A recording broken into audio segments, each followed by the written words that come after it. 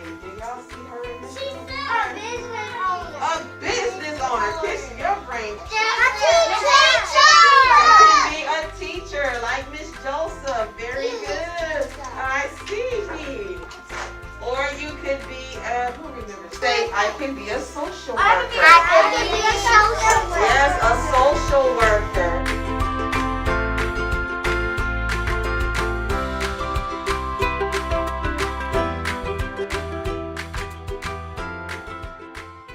Hi everyone, my name is Martinique Brown and I am the owner and founder of Today I Want to Be.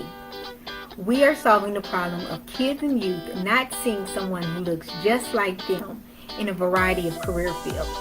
We are a career exploration resource for parents and educators, and through our interactive products and virtual interviews, kids and youth are able to see representation of their race and gender in career fields that they may not even know about. With every product we create, from our educational aids to our apparel and accessories, we are intentional about encouraging and helping kids and youth see that they can become anything they want to be. We are the only company who not only focuses on career exploration for kids and youth, but we also give them an opportunity to ask professionals about their careers every month during our free live virtual interviews as student co-hosts. If you are looking for a company that is dedicated to helping your child or student see that they can become anything they want to be, make sure you visit todayiwanttobe.com today.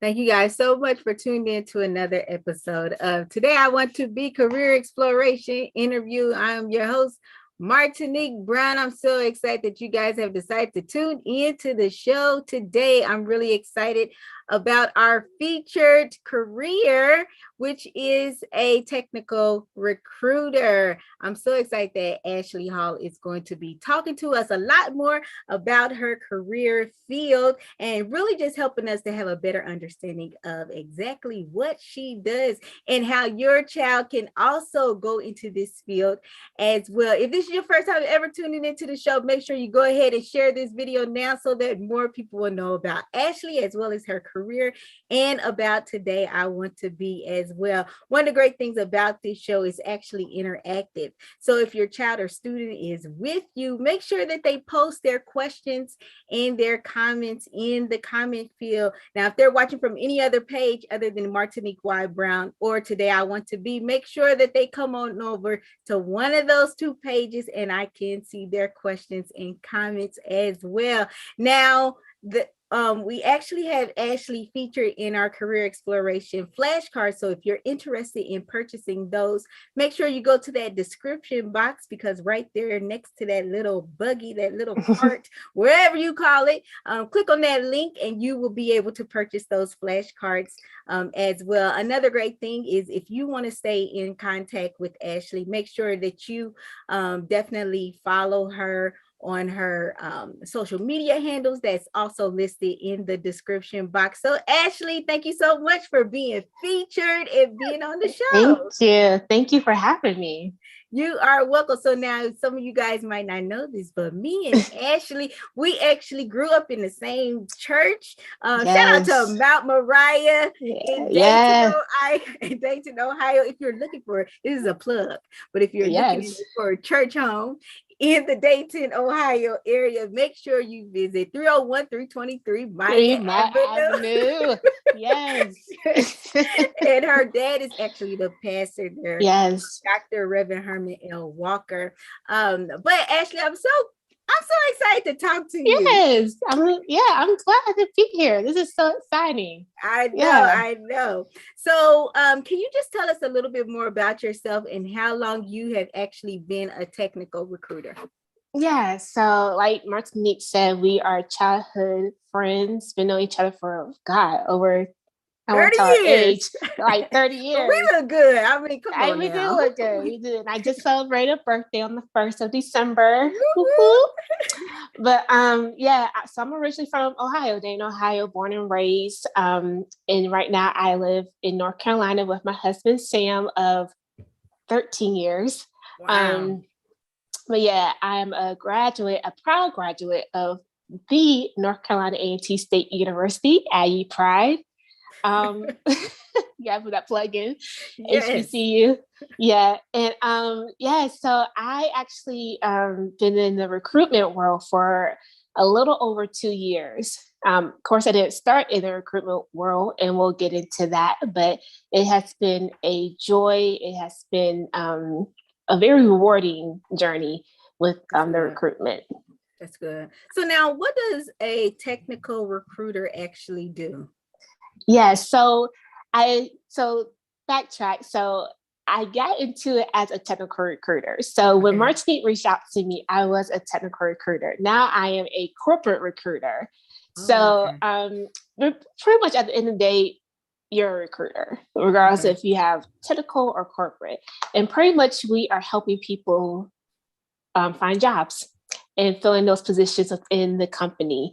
So it can be from you sourcing, and sourcing is pretty much you go to the different platforms like Indeed, LinkedIn to find candidates that matches the skill sets that the hiring manager is looking for.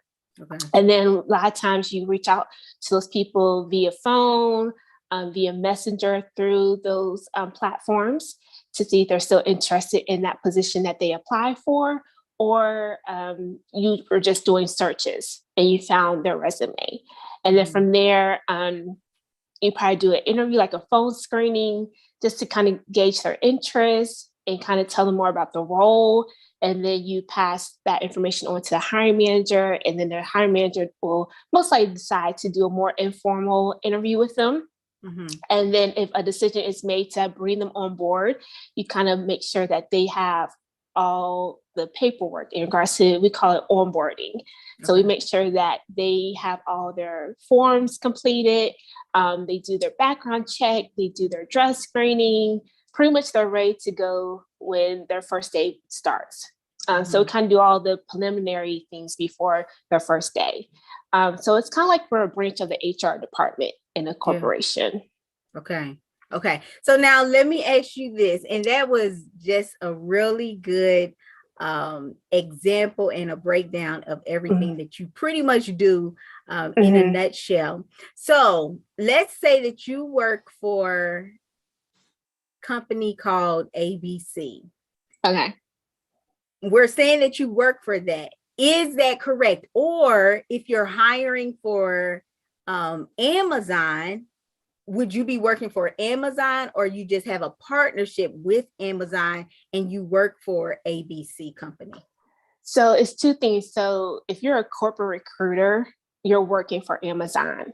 So you're working to fill Amazon's position. So Amazon might be looking for a developer in one department. They might be looking for a benefits specialist in one department. Of course, you don't recruit for everything in Amazon. You probably have like a department that you recruit for. But as a corporate recruiter, you're a corporate recruiter for Amazon. So you're filling pretty much all their full-time salary positions.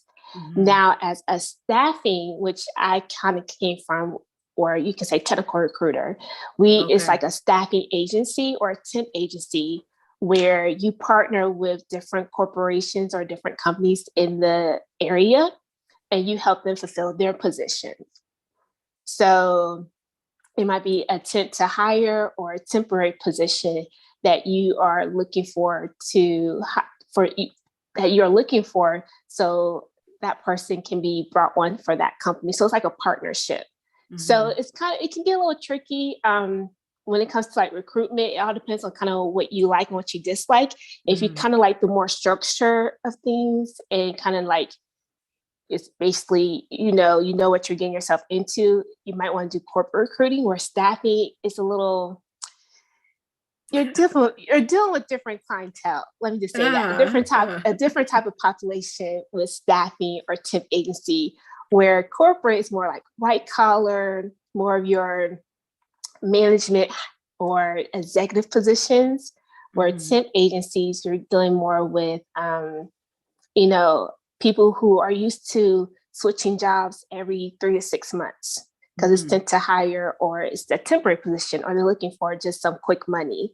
So it depends on kind of what you're looking for. Staffing can be, it's rewarding, but it can be challenging versus being a corporate recruiter. So it all depends on kind of what you like in a sense. What makes being working at a staffing agency and being that type of recruiter challenging? Is finding dedicated workers, because being with the staffing agency or temp agency, you hear so many different stories of why people did not go into work or why they can't start work.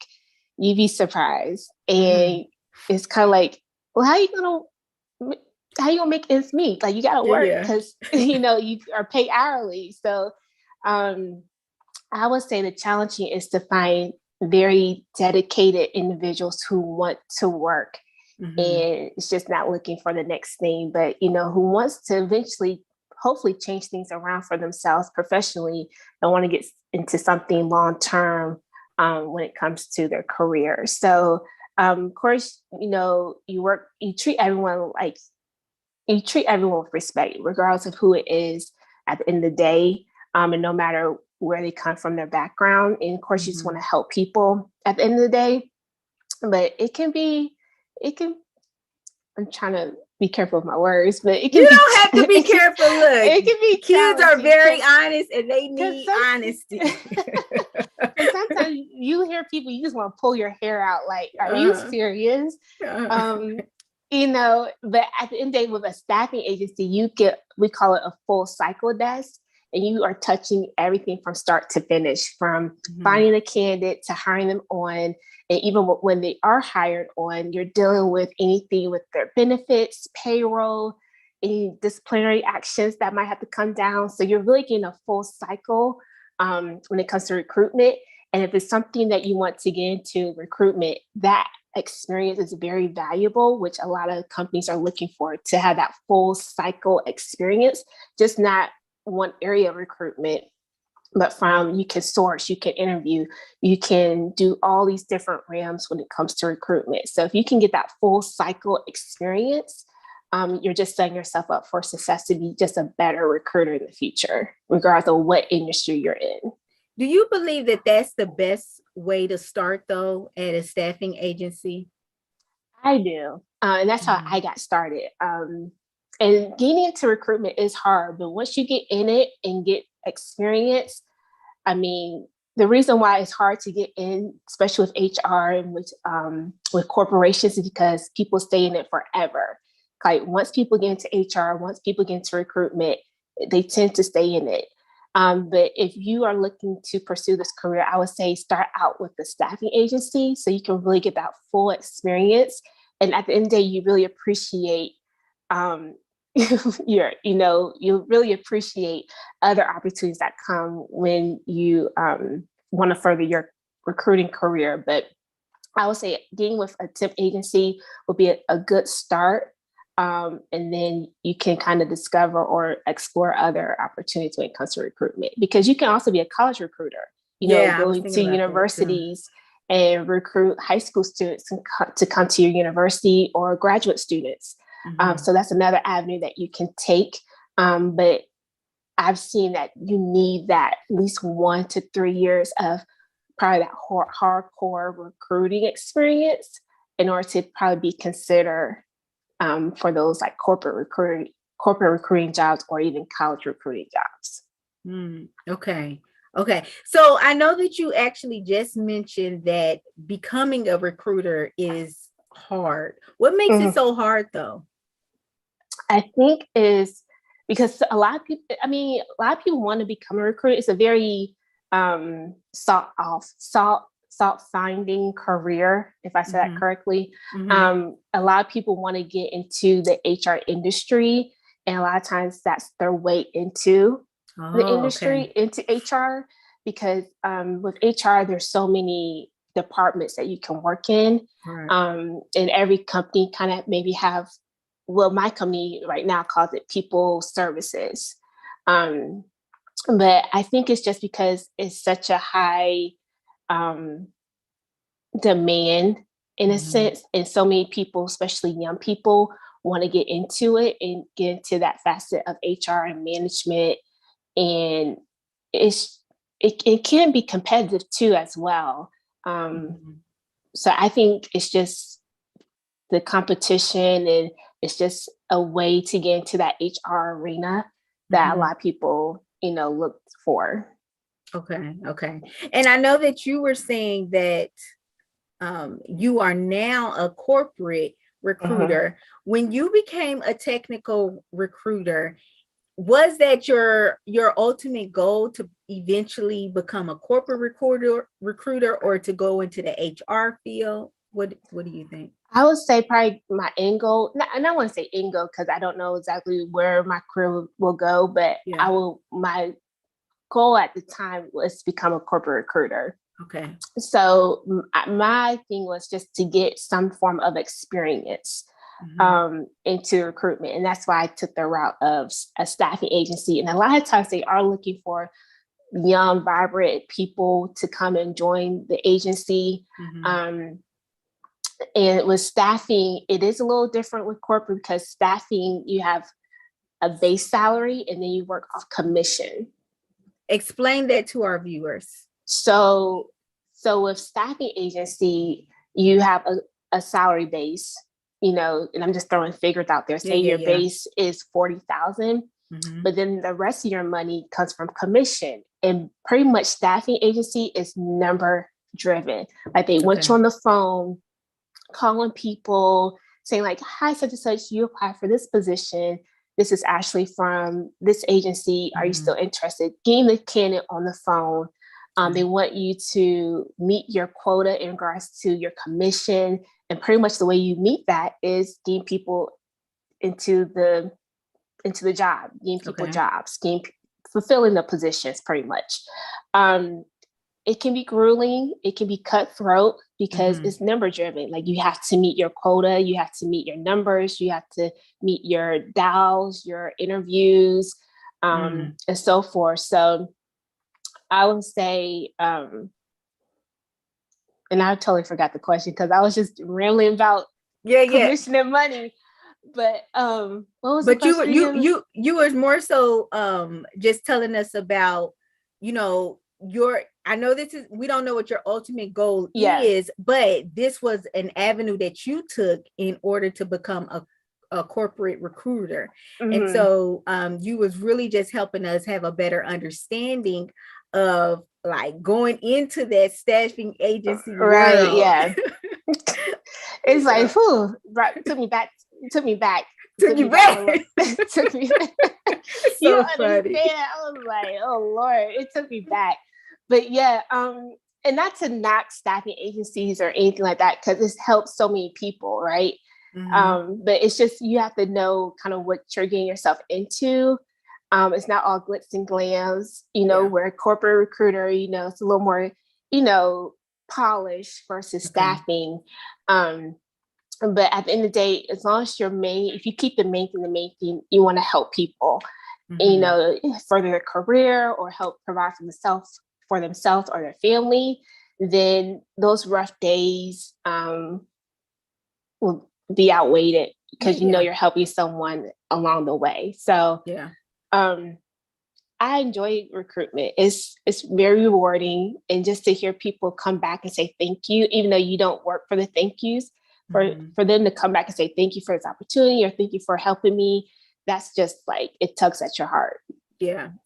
And I'm going to be honest with you. So I really did not hear anything about staffing agencies until I was out of college, you know, and I didn't know anything about them because, I was raised, you go to college, you get a job with good benefits, and that's it. But I was never taught about what to do if that fairy tale job doesn't come after college. Like, what in the world do you do? And so those staffing agencies really help you to make ends meet until you are able to get that job or that experience that you're really looking for. And I was just so surprised at how quickly I got a job after I signed up with the staffing agency. Because they're working off commission. Girl, I was just like, what? And I really felt like I can move anywhere. Like I just sign up with a staffing agency. But the difference that I learned was because I worked for a staffing agency here in Ohio, and I just knew I was ready to leave Ohio. So I was like, well, I'm going to work for this little staffing agency for a solid 6 months, save up my money.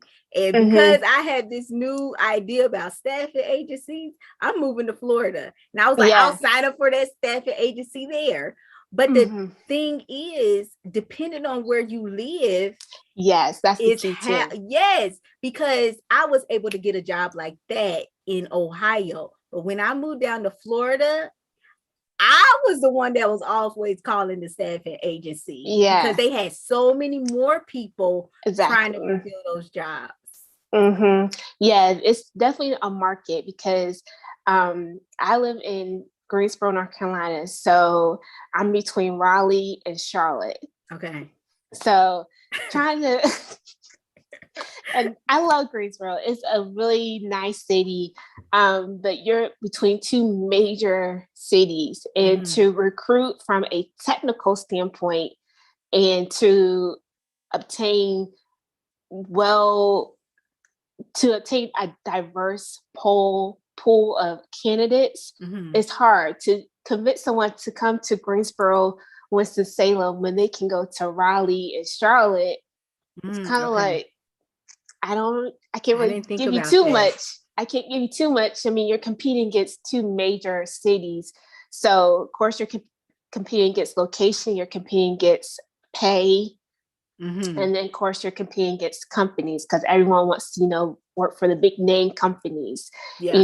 in Charlotte, you have Wells Fargo, you have all these, headquarters, plus you have the professional side, like the Panthers and the Bobcats. And then Raleigh, you have, Duke and Chapel Hill and NC State and the Triangle Center. So the technical recruiting from where you are location-wise can be very difficult because you're trying to attract talented, diverse individuals to come to work for these corporations in these cities. And you have to kind of dangle the carrot in front of them, like, this is a great city, this is a great, company.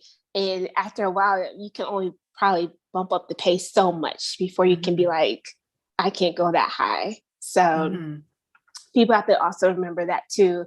Recruiting in a certain city can be difficult compared to somebody else in another city.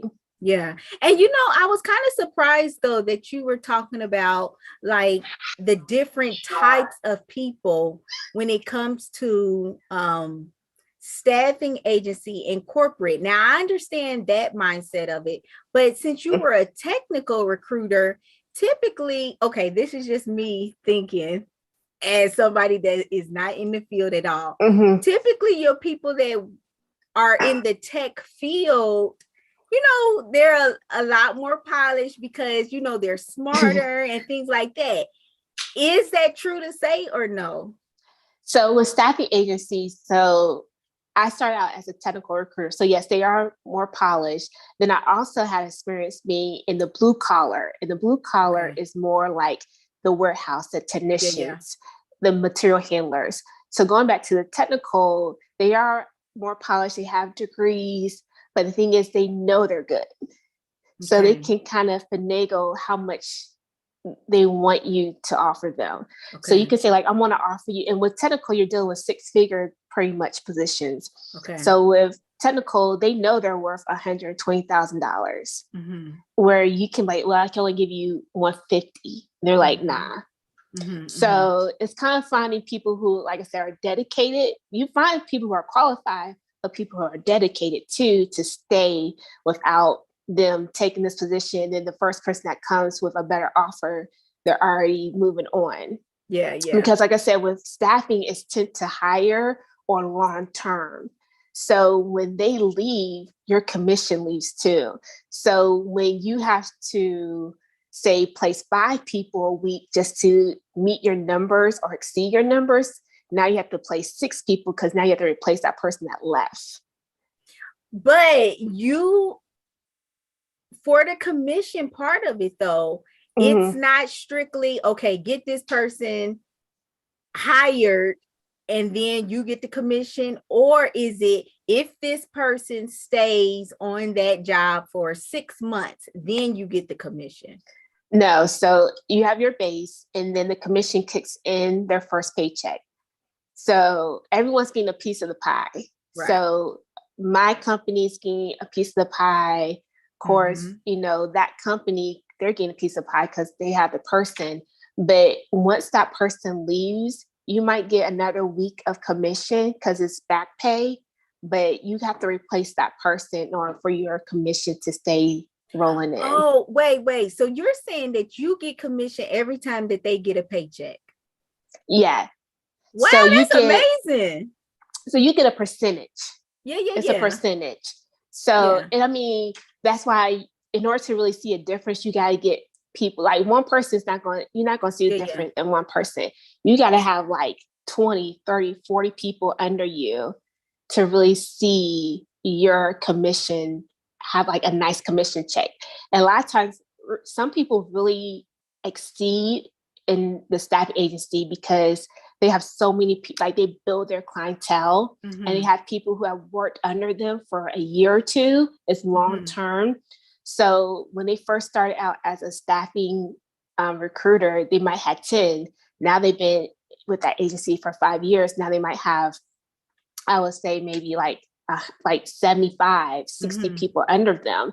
And depending on the pay as well, like if you're in the technical industry and you are placing people with 6-figure jobs and you get a cut of that with your commission, I mean, you can make some nice little money, you know, with your base and your commission. I mean, I know recruiters who have made 6 figures because they build their clientele and they have long-term people working under them, and they know how to continue to build that list of candidates that are working.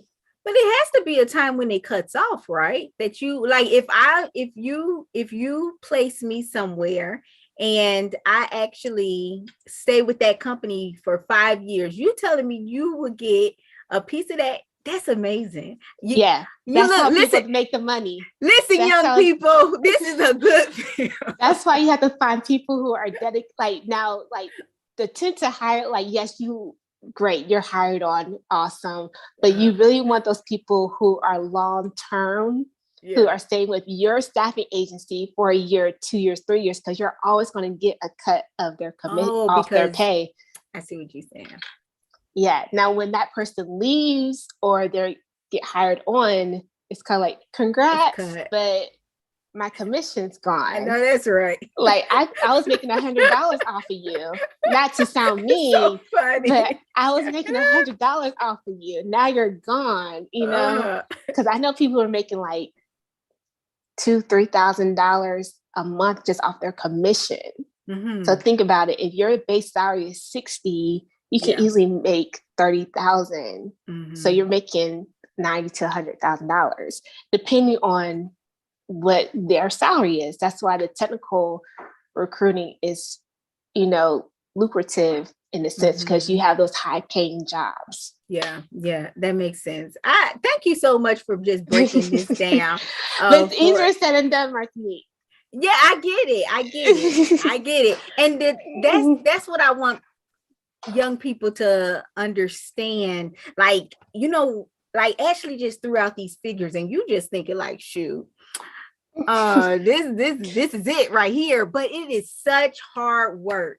You know, just imagine having to call so many people, getting all these voice messages, getting, you know, just rejected. How did you keep your morale up though, Ashley? Because you were talking to us and saying that, you know, getting that 1 to 3 years is really good to start to get your foot in the door for other opportunities. Now, Ashley, the 20-year-old me was like, look, if I get looked the wrong way, I'm quitting the job. Right. How did you stay resilient and stay focused on what you wanted your goal to be during that time? I think it's because I was also older. So, so just backtrack. So when I graduated from college, I went to the hedge fund company. I worked at a hedge fund company. So I was in the financial markets. Of course, a lot of young people probably don't even know this, but back in 2008, they probably wasn't even born. It was a recession. So my focus changed from finance to healthcare. So I was in the healthcare industry for at least a good 10 years with healthcare marketing, database administration. And then I got laid off. And instead of just jumping to the next position or the next job, I kind of just took a step back and like, hey, what do I really, really want to do? I always wanted to be a recruiter. Like even when I was in my internships for my finance job, I always got that itch about HR recruitment, but I just never pursued because I'm like, I'm about to graduate with this finance degree. I can't switch, you know, majors. And I was like, you know, I'm just going to go for it. And I was still working, but not in a corporate setting. And I just applied, and the staffing opportunity came about with the technical recruiting about 2 years ago. And kind of what kept me motivated is that first I have bills. Those lights, when those lights go off, that'll bring some more motivation out in you. Right. And even though I have a wonderful husband, he has a great career still. For myself, you know, like I just, you know, of course you're living, that motivates you, but I was still young. I was in my mid 30s, you know, I still had a lot of, you know, living to do and things I wanted to do. and if I want to continue to, be in the corporate setting. So I kind of was like, I felt this was like my second half of my career in a sense. I kind of like restarted, refocused. So what kept me motivated was like, my end goal was to become a corporate recruiter. And, if I can get this experience under my belt, I know doors will open up for me. So, and at the end of the day too, it's like, keep the main thing is to help people. I know I was helping someone along the way, even though sometimes you want to just shake them and be like, are you serious? Or, did you just do that? Or, it can get frustrating because it's a numbers game, or you're dealing with people, right? So people can say one thing and then they come back like, well, I'm not going to take this offer. And you're like, we went through all this. But what kept me focused is just my end goal of my career and my future, and knowing that opportunities will come about if I just put my head down, stay focused, grind. And 2 months ago, the opportunity with Volvo Group, the car, the opportunity came about being a corporate recruiter.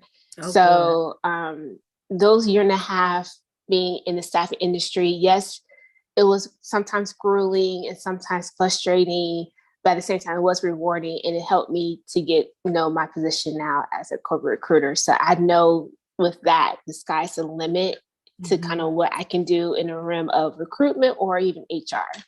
Yeah. And can you just quickly say, and I know I'm putting you on the spot, but so many times we get discouraged because we are currently in a situation, and this is for our young people. If it's a sport that you really have a desire to become better at, or even I know a lot of young people are even working, and so they don't really see the benefit of staying at a job. And not to say that you hated your job or anything, but they don't see the benefit of gaining those experience. What would you say to a young person that is you know what, Ashley, I'm about to quit? Hey, I've been there because it was playing times, but you kind of just have to, and I go back to what I heard people say in the past, like, what's your why? Like, what's your why? That you want to be somewhere in a certain amount of years. It's your why. Your family is your why. That house, whatever your why is, let that kind of be your focus. And a lot of times, a lot of people, or I guess say corporations, if you want to be you might want to be an entrepreneur, but if you want to be taken seriously and be considered for opportunities, people look at the tenure that you're at a position. So when you see someone who's been there for 3 months, 6 months and bouncing around, it kind of is going to relate to, you're kind of going to relate that to their work ethic. Like, are they reliable? Are they dependable? Are they going to really be dedicated? Can I trust them? Are they trustworthy? Versus someone has, the 2 years, the 3 years, the 7 to 10 years experience. We know they're loyal, they're dedicated. They're going to come in here and do what they're supposed to do. I don't probably have to micromanage them. I probably won't even have a lot of issues with them. So that tenure speaks volumes to a recruiter or a hiring manager, because they're going to ask you, why did you leave this job? And you have to have a legit reason. You just can't say, because I didn't like it, or someone got on my nerves, or they didn't pay me enough. Like, you have to have, like, especially nowadays, you have to have like a really good reason why you left a position. Now with COVID, that just, we're still in the pandemic. With COVID, you kind of had a little more leeway, and it's sad to say people use COVID as an excuse in a sense. And not to take away from people who have been affected by COVID, but a lot of times people, especially in their job market, took advantage of COVID. Like, I'm out sick because I have COVID. Well, where's your test at? They didn't present a test, so it's kind of like, don't take this situation we all are going through, for your benefit. If I'm out sick with COVID, I have to quarantine for 14 days. That means I can't come to work. So people you just have to be very careful with the tenure and having a good reason why you left someplace, and not taking advantage of, you know, current situations, just because, you know, that's what everyone else is doing, or you heard someone else did this or did that on their job. So I would say stay as long as you can, if all possible. Of course, don't stay if you're like miserable and depressed and you're getting harassed. Right. You know, but if you can stay because, you know, Becky looked at me the wrong way, or they didn't give me my extra pay, that can all be fixed, you know, but just hang in there. It's going to be worth in the long run. That's good. That's good. And when Ashley says tenure, she's just saying like how long you've been with that particular company. You are really just giving us some really good information and words of encouragement. You know, but I usually ask our professionals, you know, tell us about the day in the life of your job. But my question to you is, what will tomorrow's work day look like for you? Good question. So it's going to consist of a lot of meetings. And those meetings are pretty much with hiring managers, or we call it HRBPs, which are human resource business partners. So they're kind of like the middle person between the recruiters and the hiring managers a lot of times. But also meetings, scanning resumes. So positions that people have applied to on our platform and for the positions that I'm responsible for. So scanning resumes to see if this person looks good for this position based off of their resume, and forwarding it over to the hiring manager. Probably setting up interviews with those individuals that the hiring manager wants to move forward with. So it can be a face-to-face, video interview, phone interview, posting positions to our platform, within our internal platform, and also our external platforms, which can be Indeed, LinkedIn, which is a professional kind of networking platform. So if you want to be considered, a lot of times, a lot of professionals nowadays have a LinkedIn profile. It's kind of like Facebook, but it's more of a professional platform. And then Indeed is where a lot of people who are seeking employment go and find jobs and apply for those positions and so forth. So posting, scanning, setting up interviews, meetings with our different hiring managers, HRBPs, and let me see, probably doing some reporting, running reports, and adding some things to like our dashboards, like numbers and so forth. And also I do help our recruitment administrator get out offer letters to these candidates. So people who have received offers, we need to get out offer letters to them, and also get them through the process of registering for their background checks and drug screenings. So kind of getting that ball rolling for a person who has received an offer for a position. Okay. So it's different things. And it really is a lot of things that you are doing that's so much the same as a human resource, you know, individual. Is it safe to say that larger corporations have designated recruiters? Because so many times we'll just hear about that HR department, but we don't hear about like the recruiters, you know, because usually the HR generalist is the one that, you know, does these type of responsibilities. So is it say that larger corporations have specific recruiters for their companies? I would say that, yeah, probably more your larger companies have recruiters, and then, like you said, designated recruiters. So we have a total of 10 recruiters, and myself, I have 4 groups under me. So I have, or Volvo, the company is huge. It's a Sweden-based company. So I work at the North America headquarters in Greensboro. So I'm dealing with 4 different entities within Volvo. where the other recruiters, they're dealing with other entities within Volvo. So it's broken up between the recruiters. So, yeah. So I'm sorry, Marcy, I forgot your question. Yeah, that's good. No, you I'm answered trying it. to think like, okay, to answer a So question. I funny. know she's You're probably so like, funny. this interview No, is like, no, I'm you so in debt. so... Like I so like in debt with like, yep. And then I'll be like, No, you really answered it. You really answered it. But yeah. you know what? I want to ask you this, and this is a two-part question. So the first question is the same question, just a different title. Okay. So are there many African American technical recruiters? No, not what I saw. The industry is, and it also depends on where you are. It can be, I don't even say gender. I guess gender is probably 50-50, male and female. But I know when I was in my technical position, it was a handful of us. Why do you think that is? Honestly, I really don't know. Honestly, I really don't know why it's not more African Americans in recruitment.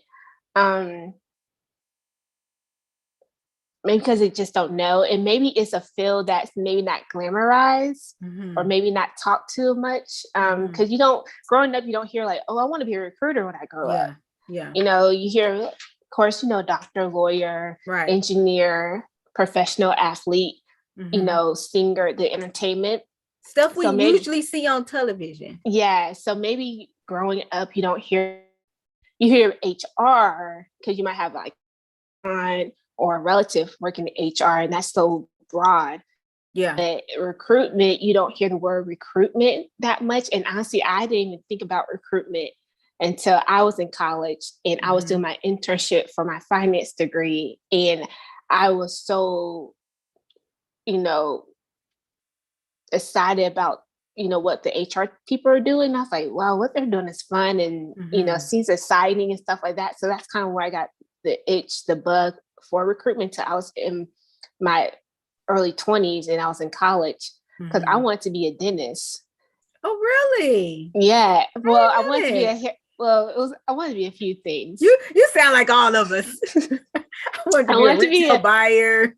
I wanted to be a hairstylist because, you know, my mom went, you know, got her hair done. I got my hair done. So I thought it was just real cool. Like, oh, this is cool. You know, living in Dayton back in those days, like, you know, oh, this is cool. This is neat. Then I didn't want to do that. Then I wanted to be an orthodontist because I had braces. I was like, oh, this is neat. And then I was like, I signed up as a biology major. And I saw the courses you had to take. I was like, oh, no, like, I'm not. Like I'm smart. I'm like, I don't want to deal with no chemistry. I don't want to deal with all this advanced math. So let me just take myself over to the business school. So, and then it was between management, marketing. But then I was like, I really like numbers. So I did finance. But I just think, you know, recruitment is not something we hear about or talk about until maybe later in life. And then a lot of times people are in HR, but there's so many avenues with HR. So, but it is an exciting career because, I mean, you can definitely help people, like I said, and you can make, you know, a nice amount of money, you know, especially if you get to that staffing agency. But even if you get into a corporation, you know, if you stay there, young people, you can definitely move up and become, you know, a manager or a VP and, you know, just climb the ladder. And that's why I'm so happy that you were willing to be featured because like we were just talking about, we hear about all these other common careers, but we don't hear about these careers that really are fulfilling. And it's kind of like you were saying, you know, you had already like your junior, senior year, you know, you already in your field and it would be crazy to go back and add on another minor, you know? Absolutely not. And so that's why I really hope that our viewers just take heed to like helping your child or student explore this recruitment field. And also you play such a major role in diversifying these Right. companies. And that's why I'm really glad that you are in this field. But I'm also sad that you said that there's not many, recruiters, because typically, not saying that you're only recruiting Black people, but typically, the white people, they're going to recruit the right people, and so, just from you being in, so many times we say at the table. So just from you being at the table now, you are giving so many more individuals that look like us an opportunity that they may not even be looked at for, maybe because of their name. That's what we hear about so many times. Yeah. But it's just so sad. So parents, teachers, please introduce this field to your students and your child, because they are the ones that's really helping minorities get in these different fields, and they're qualified for it. They're not just putting anybody in these fields, but so many times we know that people are overlooked because of their color of their skin as well. And one thing I want to mention too, I know we talked a lot about staffing agencies and corporate recruiter, but another recruiter is college recruiter. On my team right now, we have 2 college recruiters because they do a lot with co-ops and internships. And that's another way to recruit diversity in these companies. Because a lot of times what's happened for me is I was an intern and they offered me a full-time position. So I would say another way too is college recruitment, because you can go back to your community and recruit, those high school students to come and be, well, not high school, but I'm sorry, you can go to those colleges and recruit those students to come work for, your corporation and so forth. So I would say maybe consider being a college recruiter. Again, you probably need that 1 to 2 years experience, but a college recruiter is even more valuable than a corporate recruiter, because a lot of times that's where it starts. A lot of these people start off as interns or co-ops, and then they're with the company for maybe 5-7 years or forever. So even that is a good way to, help with diversity, because you can go to all these different colleges, HBCUs and so forth, and recruit as well. So now, since we were, and that's really a great point, because that's really like where it starts, and that internship really just helps a college student gain that experience. And that's another opportunity for them to really see, do I want to do this for the next X amount of years? I mean, I wasn't like that, because I was just so like, graduate, make the money. And it's not always that.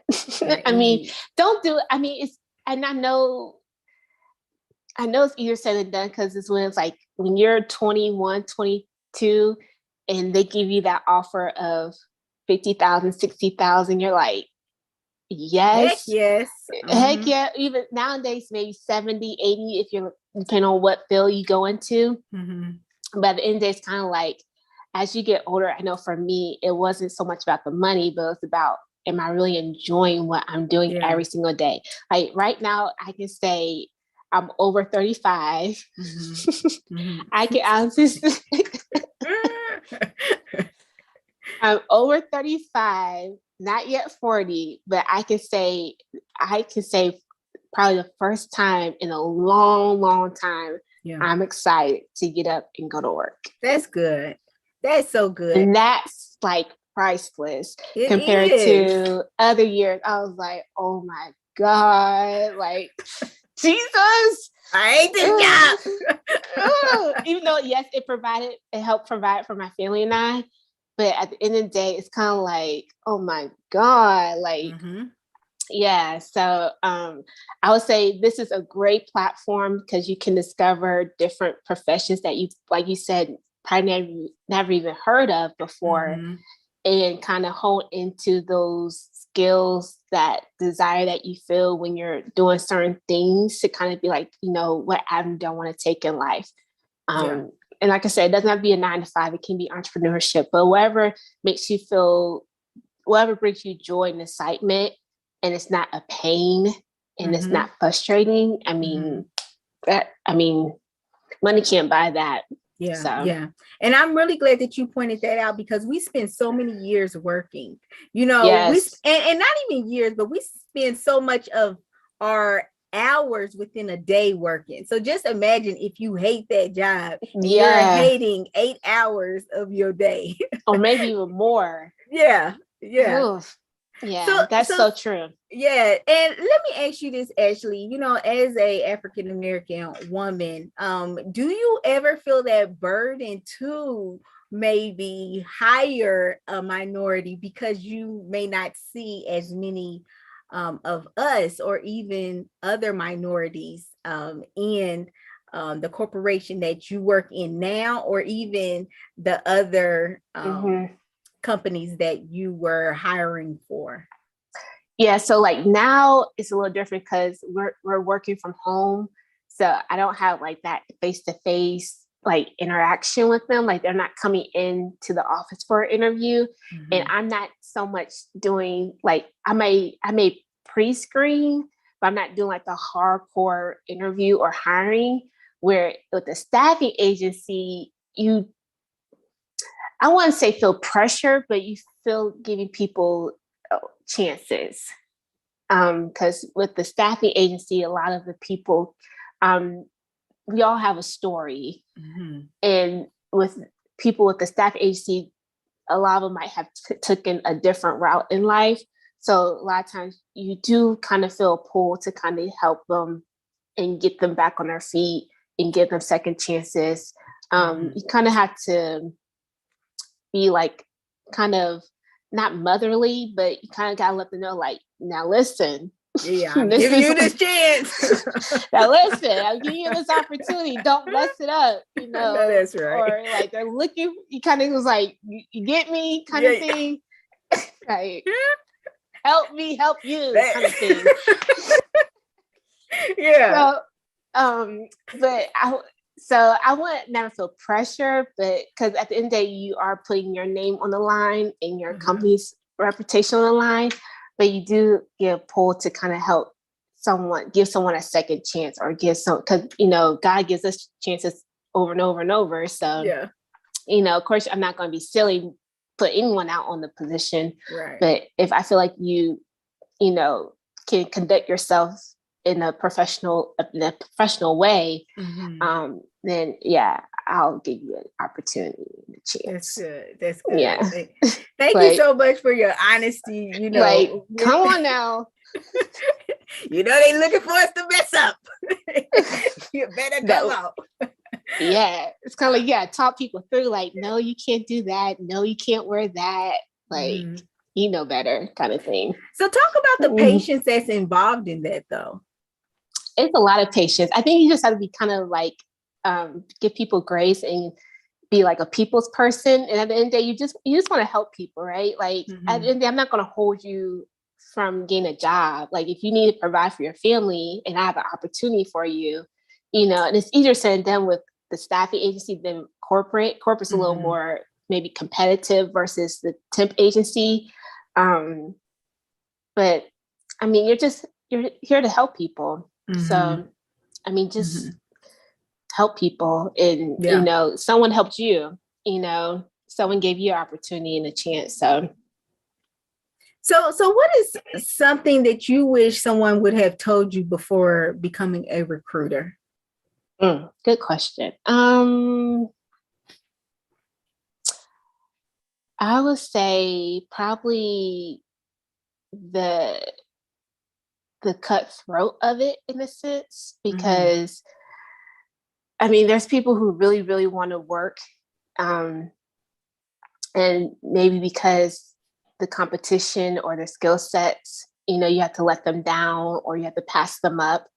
And then I'm talking from two sets of point, from a corporate and a staffing agency. I would say cutthroat because it's number driven. Like if you don't hit your numbers, you're gonna feel it, and it trickles down, like, because they watch the numbers so much, like how many interviews you're doing, how many people are replacing these positions. Kind of like at the end of the day, it's kind of like you lose the sense of people, and you're just like, I'm just placing someone just to make the numbers. Okay. And you lose the essence of recruitment in a sense, because it's kind of like you're just recruiting, or you're just placing people just to place them so you can hit your numbers or you can fill that position. But at the end of the day, it's like they didn't even work out. So it's kind of like you're spinning your wheels. So I would say kind of the cutthroat, number driven, you gotta cold calling. I mean, it's repetitive in the sense of cold calling, and a lot of no's, a lot of maybes, a lot of people not coming through, a lot of people ghosting on you. You try to take people for their word, but at the end of the day, you're dealing with people, and everyone may not be made of the same cloth as you.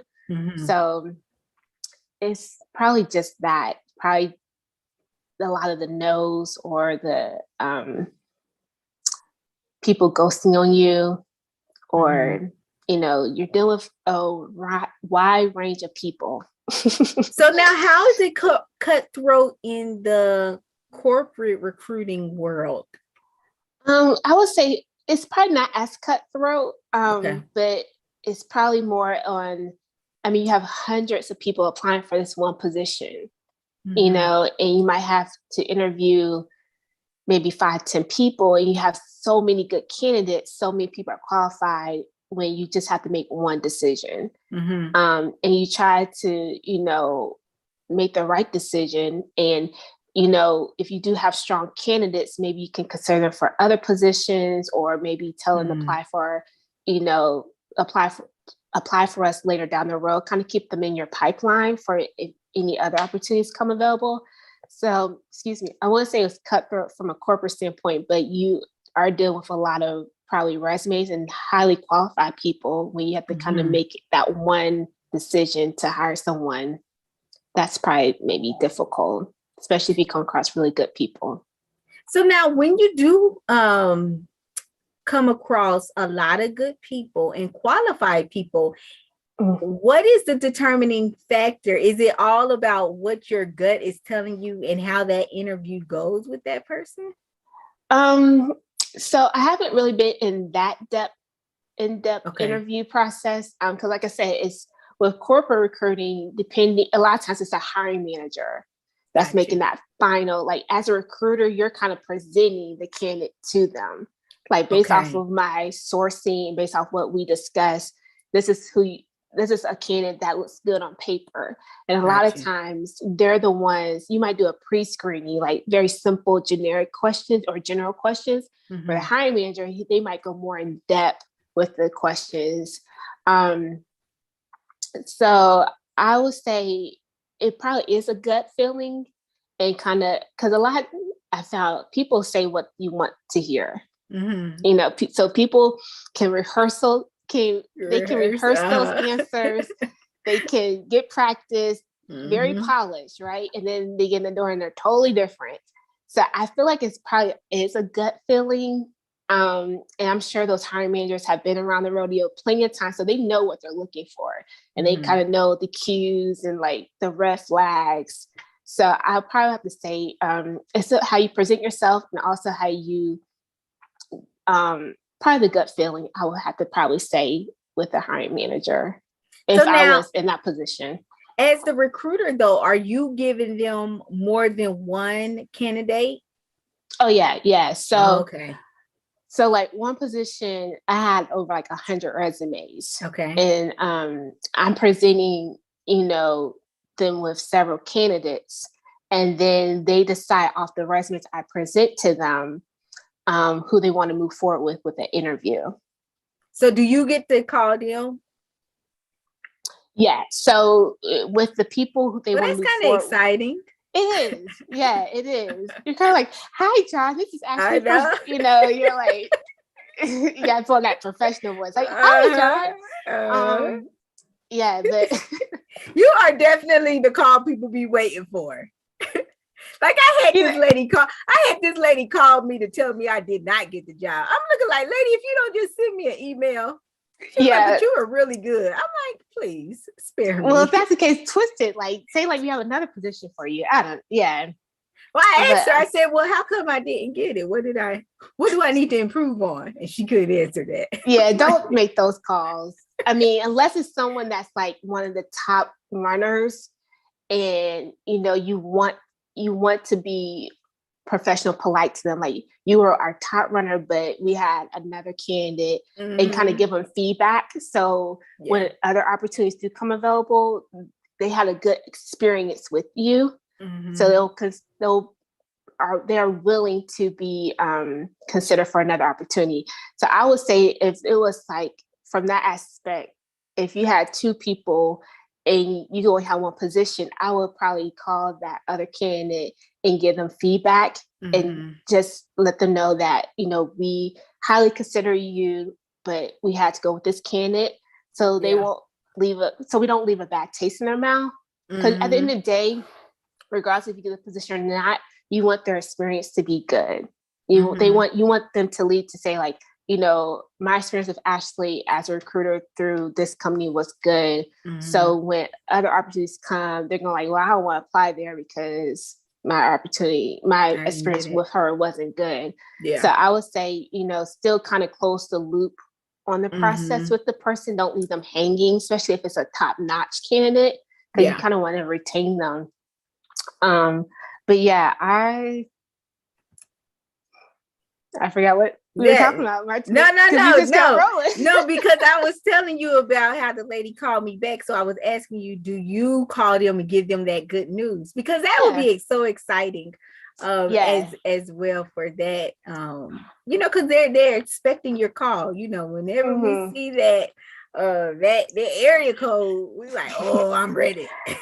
Yeah, because you have to coordinate with them, like, does this date and time work for you, and so forth. So like I said, I'm excited that the door opened for me with recruitment, because like I said, I haven't felt this way in a long, long time when it comes to my career. That's so good. It's a blessing. It was a long road to get here, but I have to say, like, never give up. If it's something that you're passionate about, go for it. Even if you're in it, especially with society, you're like, we're so age driven. Like, you gotta be married by this time. You gotta have a baby by this time. Yeah. I was 35 when I switched my career completely. It's kind of like I had to start all over again, because I'm like, I didn't have no recruitment. So, and that's fine. I mean, as long as you're fine with it, as long as you're satisfied with it, because at the end of the day, it's your life. You have to get up and go to work and, do the work and stuff like that. So, I'm very grateful. But that is definitely the story of so many people. That's my story. And I feel that we put so much pressure on an 18-year-old to pick a field if they decide to go to college, to pick a field that you're interested in going into, in what society tells us that you need to be doing for the remainder of your life. And that is just so unrealistic. Yeah, you're 18. Like, you still finding out what you like to do. Yeah, I was 35. Yeah. So do not be discouraged. Young people, I know that you're just at that age right now when you think you know what you want to do, but I just really hope that you just take heed to what we're saying and don't be discouraged if your career and your interests change altogether, even after college, because it's really just about exploring what you enjoy doing. But, I don't want you to think that as soon as, something bad happens or something wrong happens, that this is no longer the career for you. No. Yeah, yes.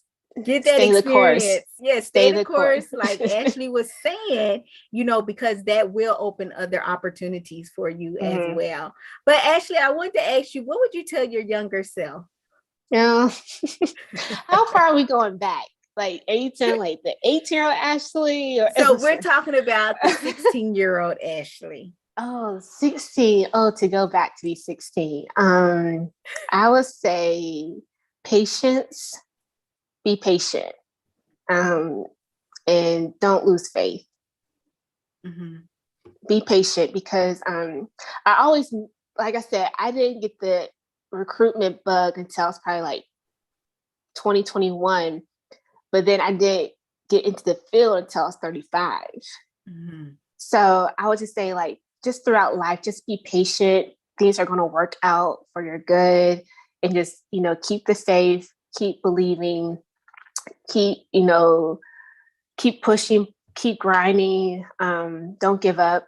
I know you only said one, but it's kind of just, just kind of find your why, maybe. Like, why do you want to do this? Or why are you doing that kind of thing? And just don't do things just to do it, or do it because everyone else is doing it, but really have a reason why you want to pursue this career, or why you want to do this or do that.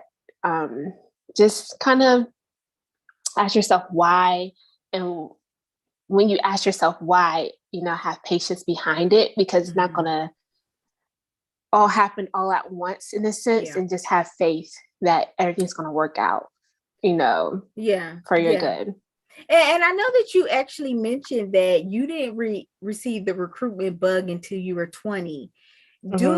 Just thinking about where you are right now in your life, do you wish that when you were 20, you would have just went ahead and pursued recruiting? Do you wish you ever did that? No, March needs a lot of coulda, shoulda, wouldas, and probably, because I feel like it probably has saved a lot of time, but I have to say probably not, because I think what I went through, especially as it relates to my career, it gave me what I needed for this moment. Because I didn't, and let me take a step back. Like, I had to go through what I went through when it related to my career, to gain the skills, to gain the confidence, to build the character, so I wouldn't mess up this blessing. That's good, Ashley. Come on, Ashley.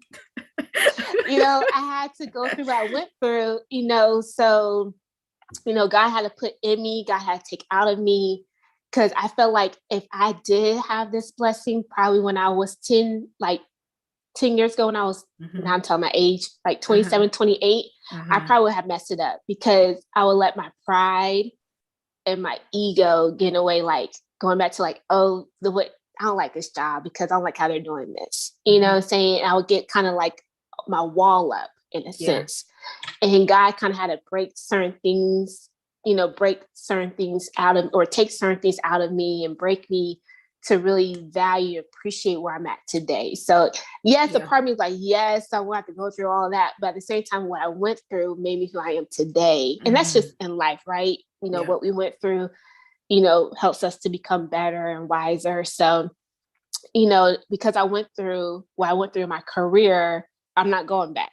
So I'm going to appreciate this opportunity. I'm going to capitalize on this opportunity. That's good. And, go forward, because I'm not going back to no staff agency. I'm not going, but even though I'm grateful for the experience, you still ain't going back. I'm not going back. Because you worked too hard to get to where you are. Right. So part of me, like I said, but again, just as you get older, you appreciate what you went through, because it just make you appreciate where you are today, so you won't mess up that blessing.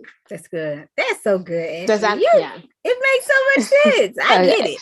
I get it, but do y'all get it? I hope you do. But Ashley, why did you want to be a part of the Today I Want to Be products?